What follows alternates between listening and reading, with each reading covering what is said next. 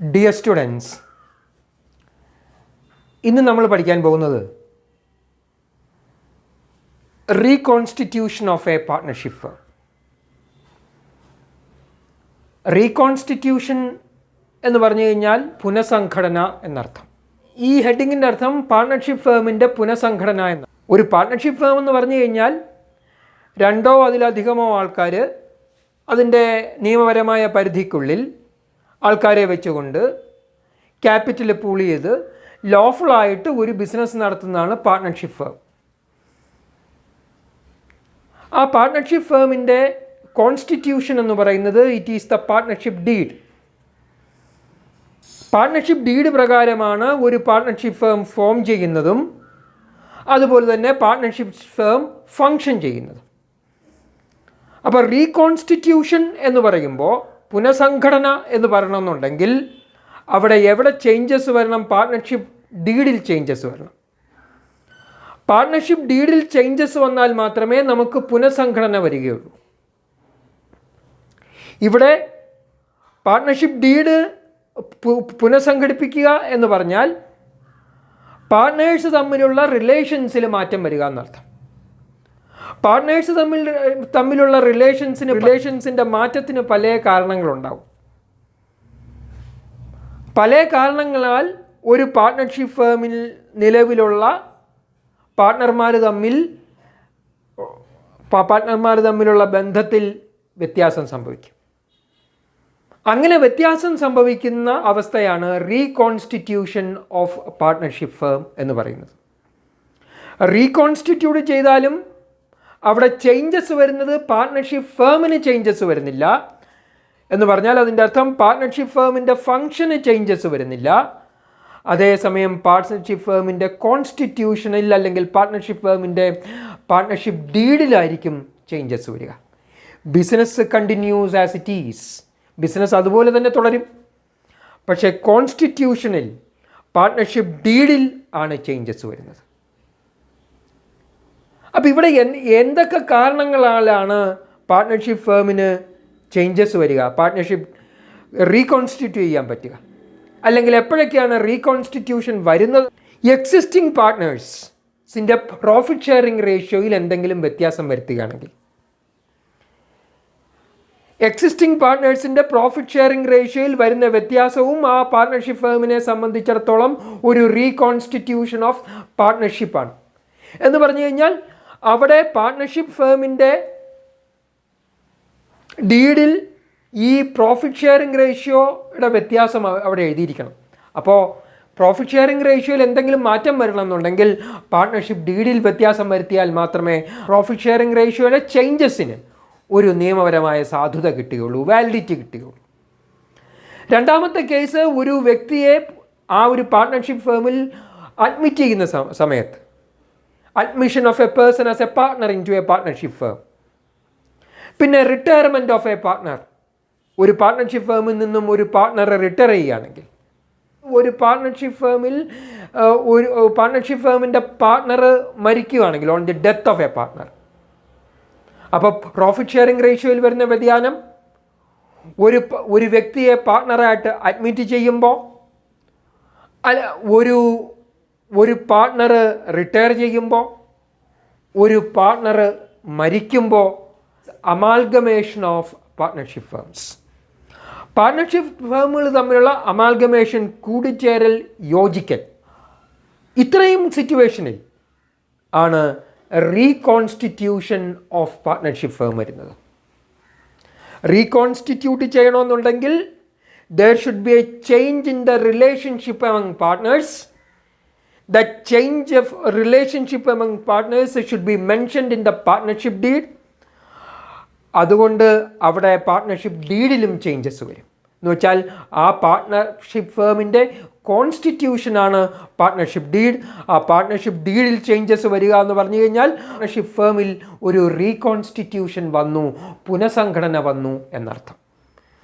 ഏതൊക്കെ സന്ദർഭങ്ങളിലാണ് പുനഃസംഘടന വരുന്നത് എന്നാണ് നമ്മൾ നേരത്തെ സൂചിപ്പിച്ചത്.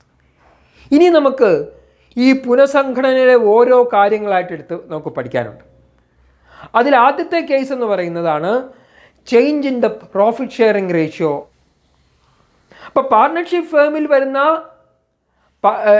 എത്രയാണോ ലാഭം അല്ലെങ്കിൽ എത്രയാണോ നഷ്ടം, ആ ലാഭനഷ്ടങ്ങൾ വീതിക്കാൻ വേണ്ടിയിട്ടാണ് പാർട്ട്ണർഷിപ്പ് ഫേമിനെ സംബന്ധിച്ചിടത്തോളം പ്രോഫിറ്റ് ഷെയറിംഗ് പാർട്ട്നേഴ്സിൻ്റെ ഇടയിൽ പ്രോഫിറ്റ് ഷെയറിംഗ് റേഷ്യോ വരുന്നത്. അത് ലാഭമായാലും ശരി, അത് നഷ്ടമായാലും ശരി, ആ പാർട്ട്ണർഷിപ്പ് ഫേമിനെ സംബന്ധിച്ചിടത്തോളം ആ പ്രോഫിറ്റ് ഷെയറിംഗ് റേഷ്യോ എന്താണ് എന്നുള്ളത് വളരെ വ്യക്തമായിരിക്കണം. ഈ പ്രോഫിറ്റ് ഷെയറിംഗ് റേഷ്യോയിൽ വരുന്ന വ്യതിയാനവും റീകോൺസ്റ്റിറ്റ്യൂഷൻ ഓഫ് ദ പാർട്ട്ണർഷിപ്പ് ഫേമാണ്. നിലവിലുള്ള പാർട്ട്ണർമാർ തമ്മിൽ മാത്രമേ ഉള്ളൂ ഈ പ്രോഫിറ്റ് ഷെയറിംഗ് റേഷ്യോയിൽ വരുന്ന വ്യതിയാനം നടപ്പിൽ വരുത്തുന്നത്. അപ്പോൾ അതേസമയം പുതിയതായിട്ടൊരു വ്യക്തിയെ പാർട്ട്ണറായിട്ട് അഡ്മിറ്റ് ചെയ്യുകയും നിലവിലുള്ള പാർട്ട്ണറെ റിട്ടയർ ചെയ്യുകയോ അല്ലെങ്കിൽ നിലവിലുള്ള പാർട്ട്ണർ മരിക്കുകയോ ചെയ്താലും അവിടെ പ്രോഫിറ്റ് ഷെയറിംഗ് റേഷ്യോയിൽ വ്യത്യാസം വരും.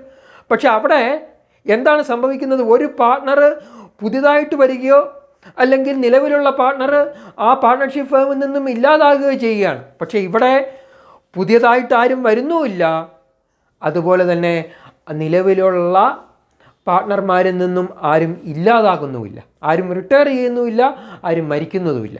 പക്ഷേ എവിടെ മാത്രമേ ചേഞ്ചസ് ഉള്ളൂ? പാർട്ട്നേഴ്സിൻ്റെ നമ്പറിലല്ല ചേഞ്ചസ്, അവിടെ ചേഞ്ചസ് വരുന്നത് പാർട്ട്ണർമാർ തമ്മിലുള്ള പ്രോഫിറ്റ് ഷെയറിംഗ് റേഷ്യോയിലാണ് ചേഞ്ചസ് വരുന്നത്. ഒരു ഉദാഹരണം പറഞ്ഞാൽ, 3 പാർട്ട്നേഴ്സ് ഉണ്ടെന്ന് വിചാരിക്കുക. ഈ 3 പാർട്ട്നേഴ്സ് ഉള്ളത് അവർ പ്രോഫിറ്റ് ഷെയർ ചെയ്യുന്നത് 1:1 എന്നുള്ള റേഷ്യോയിലാണ്. എന്ന് വെച്ചാൽ ടോട്ടൽ പ്രോഫിറ്റിനെ 3ആയിട്ട് ഭാഗിക്കുന്നു.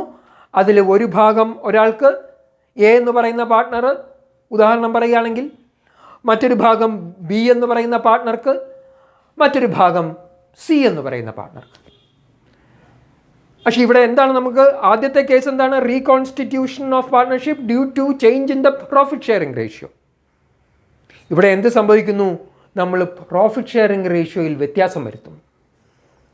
പ്രോഫിറ്റ് ഷെയറിംഗ് റേഷ്യോയിൽ വ്യത്യാസം വരുത്തുക എന്ന് പറഞ്ഞു കഴിഞ്ഞാൽ, ഈ ഒരു പർട്ടിക്കുലർ കേസിൽ ഞാൻ പറഞ്ഞു 3 പാർട്ട്നേഴ്സ് ഉണ്ട്. 3 പാർട്ട്നേഴ്സിലെ ആദ്യത്തെ 2 പാർട്ട്നേഴ്സിന്, എയ്ക്കും ബിക്കും, ടോട്ടൽ പ്രോഫിറ്റിൻ്റെ 4/1 ഭാഗം വീതമേ കൊടുക്കുന്നുള്ളൂ. എയെ സംബന്ധിച്ചിടത്തോളം 25% മാത്രമേ ഉള്ളൂ, ബിയെ സംബന്ധിച്ചിടത്തോളവും 25% മാത്രമേ ഉള്ളൂ. സി എന്ന് പറയുന്ന പാർട്ട്ണറെ സംബന്ധിച്ചിടത്തോളം ഹാഫ് ആണ് അയാൾക്ക് കിട്ടുന്ന, എന്ന് വെച്ചാൽ 50% ആണ് അയാൾക്ക് കിട്ടുന്ന ഷെയർ ഓഫ് പ്രോഫിറ്റ്. അപ്പോൾ നമുക്ക് പ്രോഫിറ്റ് ഷെയറിംഗ് റേഷ്യോ നമുക്ക് ഇങ്ങനെ പറയാം: 1/4 A, 1/4 B C 1/2. നേരത്തെ 1:1 എന്നുള്ള റേഷ്യോയിലായിരുന്നപ്പോൾ എയെ സംബന്ധിച്ചിടത്തോളം 3/1, ബിയെ സംബന്ധിച്ചിടത്തോളം 3/1, സിയെ സംബന്ധിച്ചിടത്തോളം 3/1. പക്ഷെ ഇവിടെ എന്ത് സംഭവിച്ചു?